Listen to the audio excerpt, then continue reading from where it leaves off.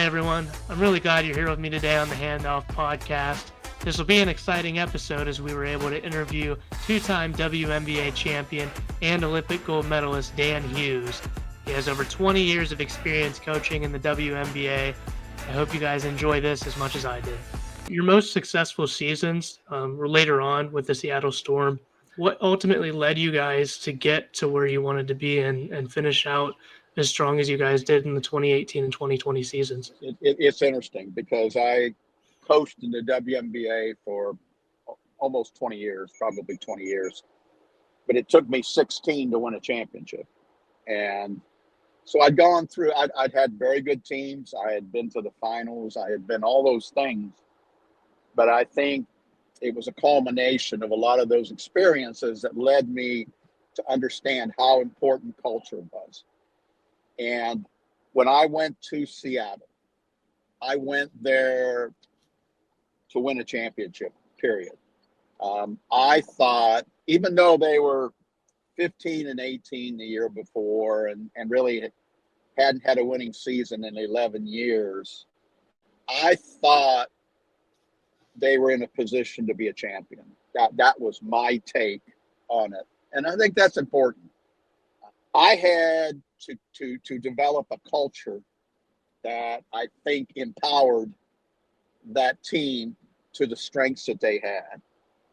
And so I think one of the better things I did through my career was understand about culture.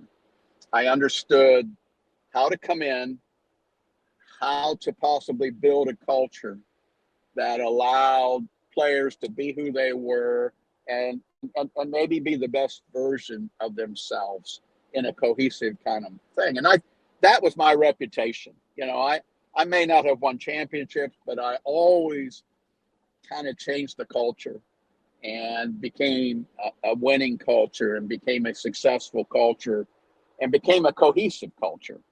You know, we really were not teams full of a lot of drama. We were teams that kind of headed in the same direction. We may not have been champions, but we reached heights that they hadn't reached before. But when I went there, this was a team I thought could be a champion. And so I had to make some tough choices early to kind of get the position in the right spot. I had to ask some people that have been starters to come off the bench. I had to bring other people into the mix a little bit. And most of all, I had to develop a defensive attitude. They were a very good offensive team, even before I got there. And so I really just tried to keep that momentum going, but had to change the culture defensively and had to win games when the ball doesn't go in the basket. So that's kind of what I took about. And the beautiful thing of it was that I was coaching some incredible players. When you're talking about Sue Bird and Breonna Stewart and Jewel Lloyd, all three of those players went on to be a part of the Olympic teams with me. And but getting them in positions to be the best version of themselves. Breonna Stewart was the MVP of the league that year, probably the best women's basketball player on the planet. And she was 24, 25 at that time. And so I had a lot of things going in my favor. And luckily we stayed healthy, which is very much about a championship year. And we continued to get better. We had the best record in the regular season and then went on to win the championship in the playoffs. One thing I do want to elaborate on, you talked about getting the best version out of your players, or getting the best out of your players. What's kind of your approach to doing that? I want to dive a little bit deeper into that. Well, I think one of the strengths I had as a coach was to understand what players and teams did well. And I played to that. It was not so much me asking players to run my stuff. It was me understanding what they did well and taking my stuff towards their strengths. And so I changed a lot. There were lots of different versions of teams that I coached. Some very defensive oriented that didn't score very well, to those championship teams in Seattle where they were very gifted offensively. And we kind of adapted a defensive philosophy that was very aggressive and truly did not mirror some of the things I did 15 years ago. So I was very much about understanding their strengths and playing to them.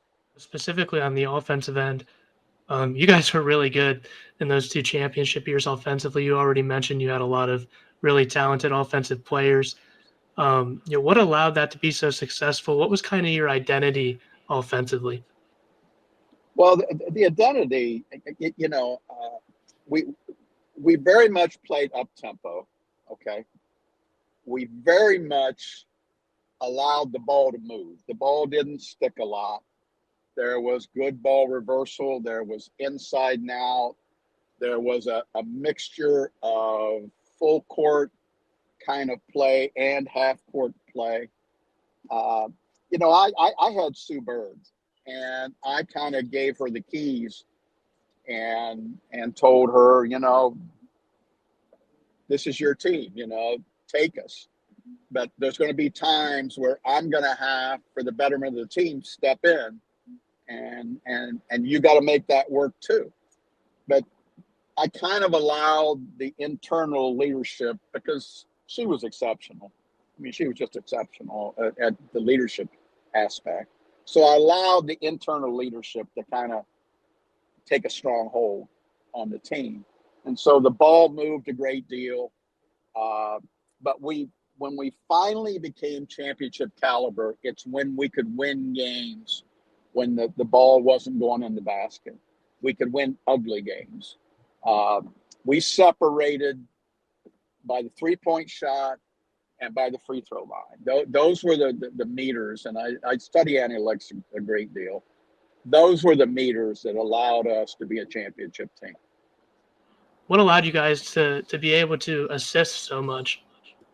Well, I think an unselfish attitude among the players. I think they really understood. I think they got along well with each other. I think they had the ability to understand the game. We very much believe in attacking a moving defense, and whether it be in transition, offensive transition, where they're trying to get back, and we're playing from there, to situations in the half court where we attack closeouts. Either the closeouts didn't get to a catch and shoot ability, and we were a good 3-point shooting team, or we had a closeout happening that was unsound in some way, and we could break it down. And so you start playing outnumbered. If you play outnumbered and you train properly, you're going to be pretty good. You've got a great chance to be pretty good. Not only do you have the ability to get good shots, but you have defense in motion, and that allows a lot of offensive rebounding to take place. So I do want to talk defensively as well. You said that was a big emphasis when you went into Seattle. I noticed that you guys turn people over a lot, and that kind of in turn plays into your transition offense. Other than just an aggressive mindset, what allowed you to turn people over so much? Was there anything schematically, or was it just that mindset? No, it was definitely schematically. And this was one of the better decisions I made. Like I said, if you study the annals of defense in the WNBA, probably the best half-court defensive team was my team in, what year would that have been? 2001 at Cleveland. And we were very much a traditional half-court, stay in plays, box out, rebounded. I think they still hold a lot of the records defensively, but it was a very traditional half court, and I had defensive mindsets. I had people who maybe couldn't score as readily as they could defend. But then I went to Seattle, and when I went to Seattle, this was a very much a offensive mindset. who really didn't have a defensive personality to it. And when I came in, I retained one of the assistant coaches. His name was Gary Kloppenberg. And Gary Kloppenberg's father was named Bob Kloppenberg.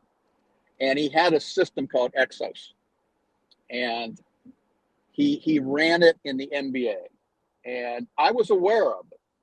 And when I retained Gary, I said, you know what, I want to learn about Exos that your father ran, and that's what I want to run.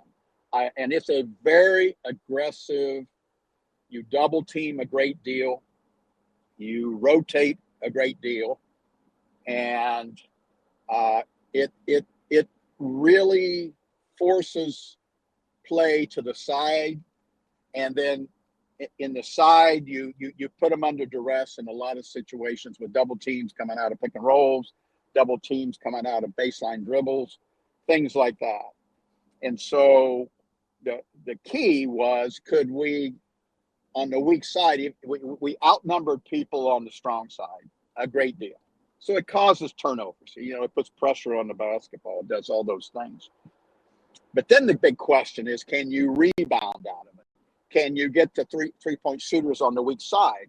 And we trained a lot in that and got about as good as we could get, to be honest with you. But that system was very strong side oriented, very aggressive.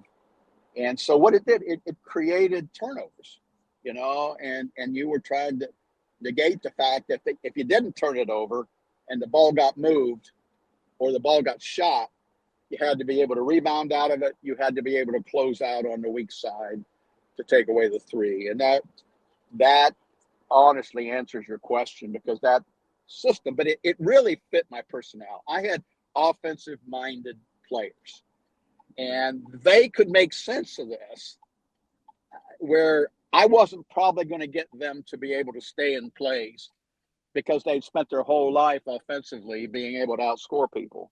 They didn't have that kind of mindset, but they could play this kind of aggressive thing, and they were smart and they communicated well with each other, and it led to this aggressive style forcing turnovers. It seems like more and more teams are gravitating towards putting themselves in those scramble situations. So what's your approach, I guess, to working with those scramble situations and recovering after you do X a ball screen or trap a drive that goes baseline? Well, a couple things. I absolutely, you have to practice it every day. You have to master closing out. Closeouts, we closed out every single day. And it goes back to Muskingum and Jim Burson teaching the art of closeout. And we became very good at closing out to the weak side after we double team, after we scramble. We became very good at it. We became prioritized how to play 3-on-2, how to do those things, and which involves the art of closing out in a couple situations and understanding, the scouting report as you do those things. But it also becomes important in rebounding, because anytime you play outnumbered on one side, that means you're vulnerable on the weak side where the majority of rebounds are going to come. And we got better at key blockouts. We got better at pursuing, those kinds of rebounding situations, because those, as I studied this form of aggressive defense, that were some of the things that I was concerned with, and we ultimately became pretty good at. So what were some drills that you guys practiced to get better at those scramble situations? I know at Muskingum we do kind of a lot of 4-on-3 or 5-on-4 drills, but I'm curious what your approach was in practice to get better at those scramble situations. Well, all the way back to, we did things called rush drills, which, it is a defensive transition drill, but for 5-on-4, that were 4-on-3, that were those kinds of things. And so we played a lot of outnumbered situations, which caused them, in a lot of situations to to have to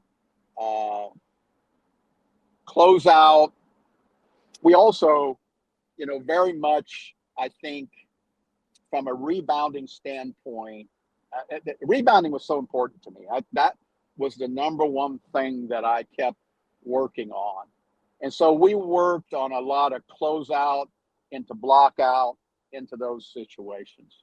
I mean, we did it individually. We did it in outnumbered situations. We did it in our shell.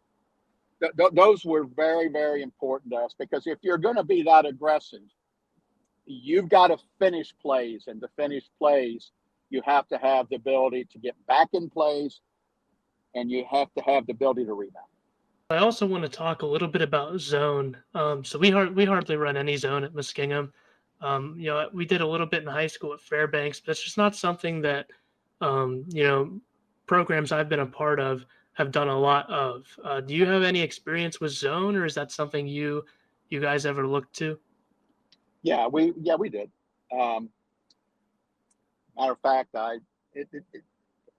we were always primarily man to man, and then in the early years of the WNBA, we brought probably more zone, my teams did, than the normal. But then there was rule changes.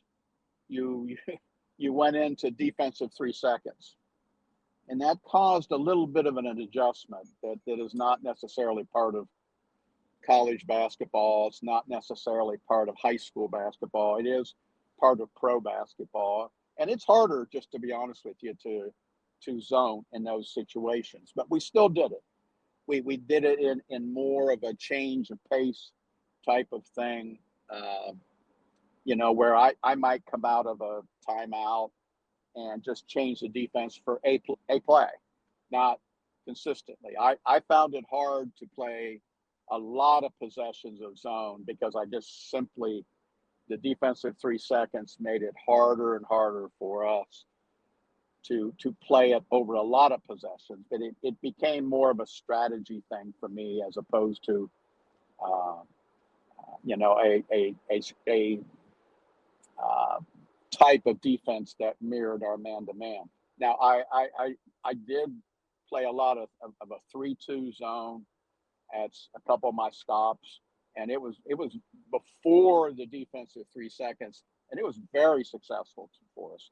We would do a lot of 2-2-1 back into a 3-2. It became a pretty good strategy, to be honest with you, but the defensive 3 seconds caused a lot of change in my strategy as far as using zone defense. I've seen people do it differently, where they're just trying to, slow the team down and get them to cross with about 20 seconds left on the shot clock, or they're trying to speed them up and cause turnovers. What was kind of your favorite method there when pressing or even playing a high 3-2 zone?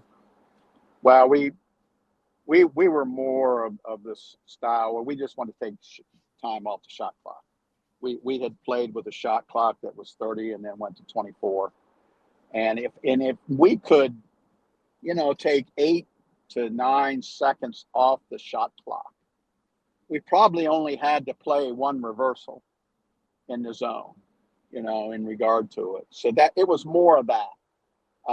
Sometimes, teams get tentative and they might throw it away to you, which happened occasionally, but mostly we were just taking the shot clock down, being able to defend less ball reversals in our zone, and more of that philosophical way there. I want to get into a little bit of a fun segment that we have on the show now. It's just a little game of Would You Rather. With the first one, I'll continue on this defensive discussion that we've had. I've really enjoyed it. It's been a lot of fun. Do you kind of focus, so from a principle standpoint, are you focusing on that, at the beginning of every season? Are you more flexible and kind of adjust to your opponent depending on the game? I know a lot of teams have a lot of different ball screen coverages, for example, and they'll run depending on the team they go against. And other teams will just have a principle, and they're going to follow that all season, depending on who they're up against. What's kind of your approach there? Well, that's an interesting discussion, just to be honest with you, because I'm not the norm at the professional level. I very much wanted us to believe in our ability to play defense with each other. And I was a little less about scouting report defense. I understood the reality of it. I had a player named Alicia Clark. She's won 3 championships, 2 with me and another one at Vegas. Easily one of the best defensive players in the league and for me. But she came to me my first year in Seattle, just after practice. Coach, we are not spending enough time on preparing for our opponents. And I listened to her, and then I proceeded to tell her, I go, I appreciate that, but I kind of don't want us playing the plays. I want us playing defense with each other. And I tried to explain that to her, that yes, we might have 3 things that we pay attention to that they do, but we're not going to have 10. We want to do things with each other and let our concentration go to there. Well, I don't think she believed me necessarily at first, but so I was a little different, at the pro level, and especially nowadays, it's very much about, well, this is what teams do, and we got to blow this up, and we got to do this. But I wanted my team, if we were on a back-to-back and we didn't have as much time to prepare, I wanted them to have a solid base of what we do to help us win the basketball game. Like you said, that's an interesting discussion, and a lot of people have a lot of different opinions about it. Second, would you rather I have here? Would you rather win another Olympic gold medal or win another WNBA championship? Wow. Either one's great, but I mean, it's incredibly special to represent your country and to win a gold medal. It was wonderful to win championships at whatever level I was at, or whether it was high school or WNBA, but something very, very special when they describe you as a gold medalist, or you're hearing the United States anthem played. You can't help but think about all the people that were part of your journey. So if I was pushed, I'd take that one. The last would you rather I have here, would you rather have a good shooting big that's more skilled, kind of the big that you see today, a little more, or would you rather go or get that back to basket kind of big that's a little more physical, maybe rebounds a little bit better? I'll give you some post ups. I like the kind of face up. I love the 3-point shot. It was very much a part of, I was around before there was a 3-point shot. So I remember those days too. But I like that. It was like coaching Breonna Stewart.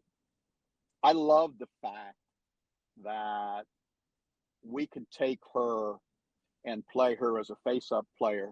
We could take her and she could get into the block area with her length and everything and score. I love the flexibility of all those ways to score. She could advance the ball. She could be a screener and move. She could have the ball and receive a screen. I was very comfortable in those ways with those kind of bigs. Yeah, I'd have to agree with you there. I'm not sure how much you've watched Muskingum's games this year, but we got a guy. His name's Lucan Hill. He's kind of our center right now, but he's almost a guard out there. He passes. Yeah. He can handle it a bit, and he's shooting at a really high clip from 3 so far this year. And I think it puts a lot of those bigs in such a disadvantage, when they have to go out on the perimeter and guard. And a lot more can do it now. But yeah, I'd have to agree with you there. There's just so much you can do offensively, especially when they can pass as well. More exactly. Yeah. So if you could, I'm going to ask this question to everyone I have on the podcast. I asked Andy Clark as well. If you could go back to your younger self and give him advice, what would you tell him? I put tremendous pressure on myself to advance in the profession when I was young. Tremendous pressure. As a high school coach, I wanted to be a college coach. As a college coach, I wanted to be a successful college coach. I was over the top, I think, pressuring myself to the point that I didn't, until I finally gave up that struggle and realized that maybe just paying attention to where I was and making the best of where I was, letting God kind of direct my career as opposed to me feeling like I'm in charge of doing all the stuff. That's what I would have told myself, because I had some years where I was constantly anxious with myself because I felt I wasn't going anywhere fast enough. And that was useless energy. And if I had to do it over again, I'd tell that young guy, hey, just enjoy what you're doing and let the world and the good Lord take care of you.